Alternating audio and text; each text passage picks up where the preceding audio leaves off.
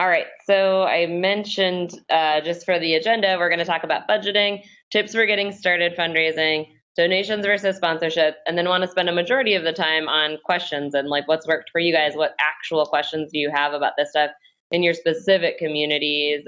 Either process with Code for America, like how that works, or like how to actually get out there and get fundraising where you live. So yeah, the first thing to do when you're thinking about fundraising is just budgeting. So what money do you actually need for the year?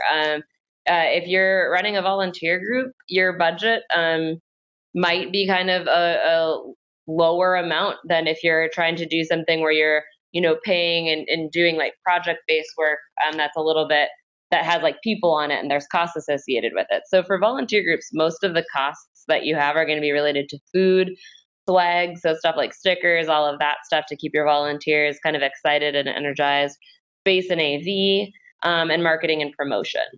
And so we've tried to make it really easy for you guys to identify the costs that it'll take to run a volunteer group by putting it in the strategic plan, kind of a projects and events spreadsheet where you can kind of flesh out all of the different projects and events that you are going to run this year that you know of, and most of them will probably be events like Hack Night or Code Across or National Day of Civic Hacking, and then put some numbers around those so you actually know what are your fundraising targets, how much do you actually need to fundraise.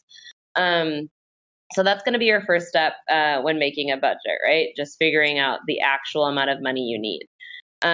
For just some context, we've kind of like ballparked out how much a volunteer group costs to run. And the number that we identified with, having a weekly hack night and where you offer some sort of like snacks and food and some beverages, along with running two big events for Code Across in February and National Day of Civic Hacking in June.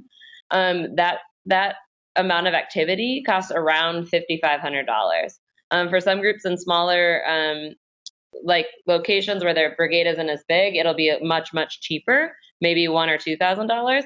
And then, for groups in larger cities, it might be more, but that's kind of like the ballpark that we came up with. So that's some context you can maybe use too when setting up, when looking about your costs and wondering if they're in line with what we think. All right, so I'm going to kick it actually over to Shakira to talk about, once you know how much money you need, how to start thinking about doing that fundraising. Thanks, Hannah. Hi, everyone. This is Shakira here. I've talked to a lot of you, but not all, unfortunately. But I'm making my way around, and I hope everyone's enjoying their day. We're going to start with the first slide. We actually just chose 3 kind of low-hanging fruit ways for you to bring money in the door as quickly as possible.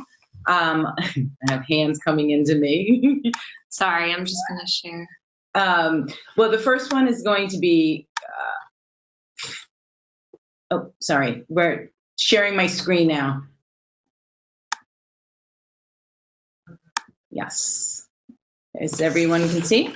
Yes. Okay, perfect. Okay, the first slide, thank you, we're going to go through is, like I said, we chose 3 different, just very quick, down and dirty ways that you can start bringing in the money quickly, especially if you're starting at the beginning of the year. And the first one we were thinking of is crowdfunding. Now, it's a great place to start in the beginning of the year, but a lot of folks, it's campaign based. So you can actually start it in the beginning or the middle, or you can actually build a campaign around end of year giving. So wherever, based on your budget, wherever you feel the most comfort level when you can start, or you want to establish a crowdfunding campaign, it's up to you. But if you do it in the beginning of the year, regardless of when it happens, crowdfunding, the key to success is actually storytelling. So I gave an example at the end here where it's www.iob.org. It's just actually meant to give you an example of some local grassroots, like neighborhood-based projects that are developing campaigns. I actually just wanted you to see how they're developing campaigns to help you out, because actually what you're going to be doing is similar to their work in terms of it's local, it's grassroots. You have to engage with your community first and foremost. So it does help to also have a theme if you have one, kick off 2016, or if it's surrounding your hack night, if it's surrounding national code, whatever your theme is, it's helpful, but it's not necessary. Another way is just just even getting people for crowdfunding and inviting them to participate in it. Start with people you know, friends, families, coworkers. Make a list of about 50 people. Ask for about $50 each. If they can't give 50, a lower amount. But as you go lower, remember the lower the amount, the more folks that you have to ask. So the larger amount of people. If you have a lot of people in your network, then ask them. You can ask them for $25, $5, $10. But do know that the lower the amount you ask, the larger the amount of folks in your network needs to be. The next one is in-kind donation. So as Hannah explained, it seems like most of your funding needs will be from beverages, food and beverages. So I put together this guide to just say, these are the items that you more than likely will request, and here are some of the places that you can go to ask for it. So it's for food. Don't discount the supermarkets, your local supermarkets, your local pizza places, restaurants, etc. In the fundraising handbook, I actually have a template that I put in there for fundraising, an in-kind donation letter that you can write to these specific places, or that you can send, you can email it, however you want to do it. And it includes just a little blurb about Code for America, but you start filling in the work that you do. Why are you important to the community? Again, I'm going to use the word community and neighborhood interrelated, because that's who's going to be your base. That's who's going to be important, because you are also a part of the community. Thank you. Also for beverages, the same thing. If it's not alcohol related, you can go back to your supermarkets, ask for it, your coffee shops, your wholesale, whatever you usually serve at your hack night. Go to those local areas. Let them know this is what we do. This is why we're important in the community. Because remember, your local businesses are also your neighbors. And so they're just as invested in the community and strengthening it as you are with the work that you do. So it's a natural fit. And you're going to get a quicker yes than if you go to bigger, larger companies that you think, oh, this is, one-stop shopping. It really is better for your local and community-based businesses. Another example of in-kind donation that you can ask for is space for your hack night. I don't know if you have established spaces, or maybe 2016, it may be a whole another situation where you no longer have access to the venue you were actually in this year. So again, go to corporations, go to co-working spaces, hubs in your neighborhood to find out, would they be willing to do in-kind donation of that space for your hack nights, or if you have to spend money at a discounted rate. Another in-kind donation ask could be for your equipment for hack night, whatever your needs are that you may actually have to increase or supplement for 2016. Again, that can be asked for it through an in-kind donation. And also, I want to just, before I go on, for food and beverages, anything that's tangible items that you actually need, I would really think about asking for more than you need. So for instance, especially things that can be stored. For beverages, for instance, if you need for your hack night, you have 20 people that come, don't just ask for 20 sodas or one bottle of wine or one case of beer. Ask for it, plan out and ask for it over a specific amount of time. For 3 months, can we have a donation of water, for the cases of water for 3 months? So I would at least double or triple the need and actually bring it out for either 3 months, 6 months, a year even, but not just specifically for how many you need for that one night. So plan ahead if you can possibly do so. I actually added at the bottom of the slide, the TechSoup.org is a great resources for donated and discounted things for hardware and software for nonprofit organizations. So if you want to take a look at that, may be helpful. The next slide we're going to is corporate donations. Now, as Hannah explained, there's a difference between the corporate donations and sponsorships. The corporate donations, many of these companies have for charitable giving. They have this in their line item budget already at the beginning of the year.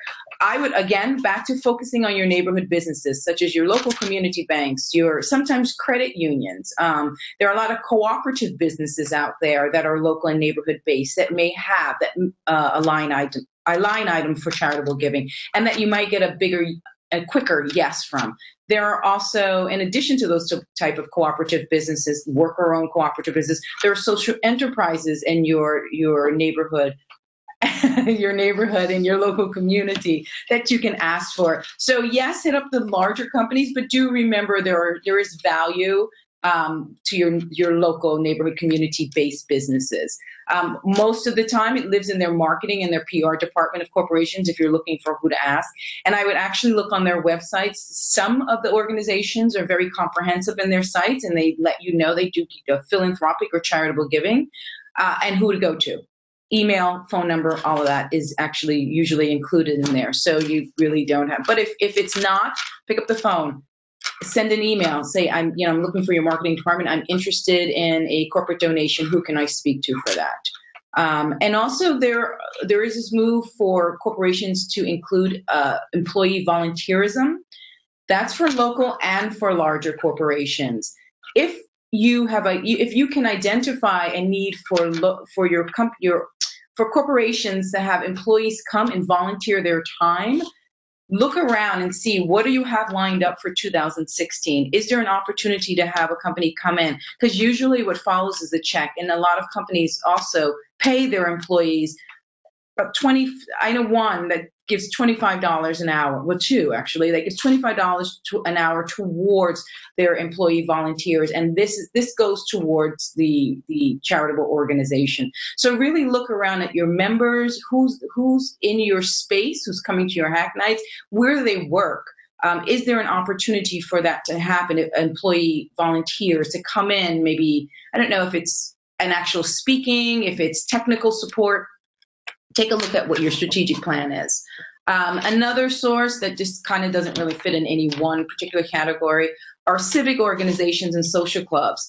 There are a lot of brigades out there that are not in major metropolitan cities, and that's actually fantastic.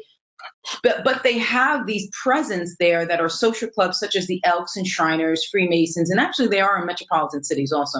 But you'll be surprised that they actually have a charitable giving arm to their social club. Sometimes they're national based, but sometimes they're also very local in terms of what their concentrated giving is. I would actually ask them, you'd be surprised who you know in your community or just in your family. They may actually be connected to some of these civic organizations or social clubs. Alumni associations that you may or may not be a part of for school, your former school organizations that you were part of that group, they may also have a charitable giving arm to the national-based organization.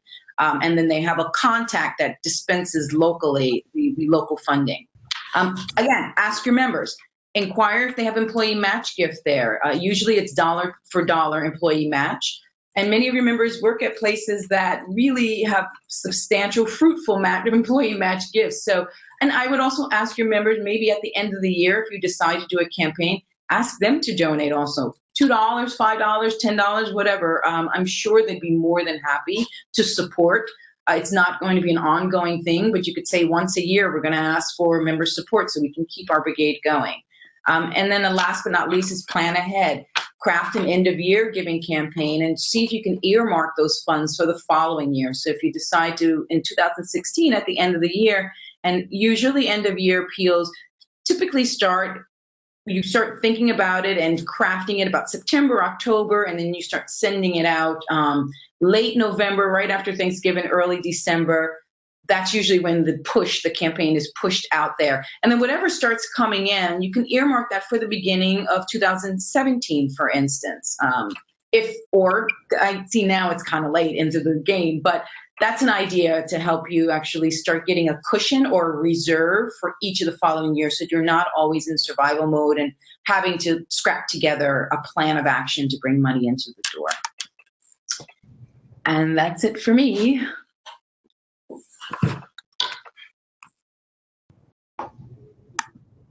Okay. Perfect. Yeah, so some of you guys might have already done some of those, especially that first part that Shakira was talking about with crowdfunding. Some of the brigades were participating in Giving Tuesday, which, 6 brigades raised money over Giving Tuesday. So that was exciting and just a good good place to start. But like Shakira was saying, you're at the exact right time to be sending out end of year asks.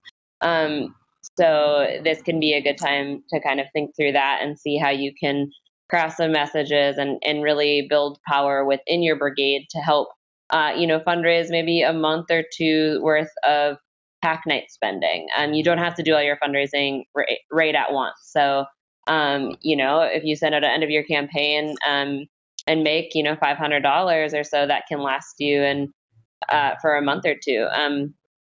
So yeah, do take advantage of that. And we're happy to kind of brainstorm with you on things that could land and messaging and kind of fun stuff like that. So before we kick into questions, I'm just going to walk through I think there's been some questions in the chat around the back end support. My chat's not working, so I'm looking at Andrew's, but I'm going to do this. I'm going to do the quick presentation or the slides on this and see if it answers most of the questions and then do specifics. All right, can you see?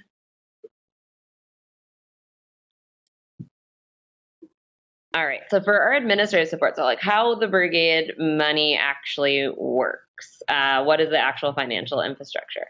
All right, so currently how your money comes to Code for America is a donor gives online and mentions your brigade through our online donation portal, which is linked in here in these slides, which I think you guys have access to. They mention your brigade and what inspires your contribution, and we set that money aside for you. So then we process it. We take a cut via the administrative rates that we've outlined, and I'll share those in a second. And then you use Expensify to access those funds. You can also have your donor write a check to us, and then we'll process the same way, except it just won't be online. But they still need to mention on the check who the could pay to Code for America Labs, but mention your brigade. But that's how the process currently works. So they could either give online, give through a check, and we process that way. We're exploring options to make this much easier. One of the future options could be something like Classy, which is a platform that allows you to set up online crowdfunding campaigns and really track closely how you're doing. Because currently, when the money comes to us, it takes a manual process for us to turn around and tell you that you have it. In Classy, you'd be able to see kind of what you were raising. It wouldn't show you the administrative rates, but it'd make it much easier to see collectively on Giving Tuesday, we raised $400. We're also working on a way for there to be a transparency mechanism so that you can quickly check your balance with us to see, we've raised this money, we've spent this money, here's how much money we have. So that'll still be kind of, that's a process we're working out, but it's something we're really pushing for because we know you guys really want that and need that to run your brigades effectively. And then in the future, we're still thinking Expensify is going to be the way that you actually access your funds. You'll spend against them on your own cards and then get reimbursed. We've tried some experiments with debit cards. We may try a few more with bank accounts for brigades that are raising substantial amounts of money.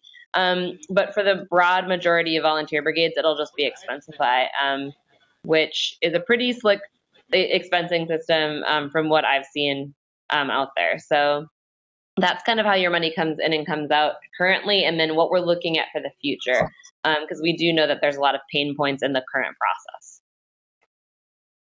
So in terms of administrative costs, so when I was saying, back on this slide where we process the money and then take out a cut, Code for America charges a fee to receive your money and process it, and that's charging not only just for that fiscal sponsorship, but also just for all of the support and resources you get as a part of the brigade network in general.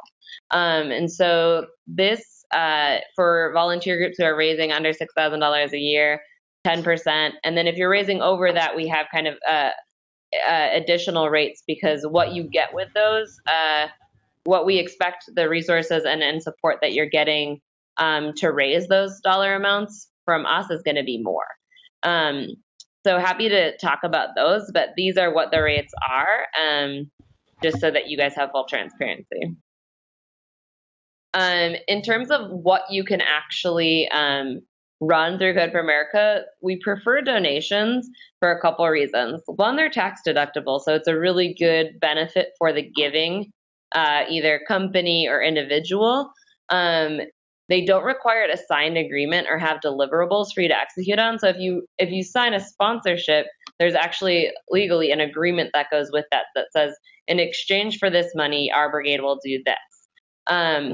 A donation, that's not the case. And the reason Code for America prefers donations is because as your fiscal sponsor, if you sign a sponsorship agreement, we are actually required to make sure that you fulfill that agreement. And with donations, that isn't the case. So at scale, it's much easier for us to process a lot of donations rather than a sponsorship. So for donations, they don't require that agreement, but you can still thank your donors. You can still do a lot of the things that you would with a sponsorship, but there can't be the spec'd out deliverables. So you can still thank your donors, do a hacknet welcome, say, we really thank this donor for generous support.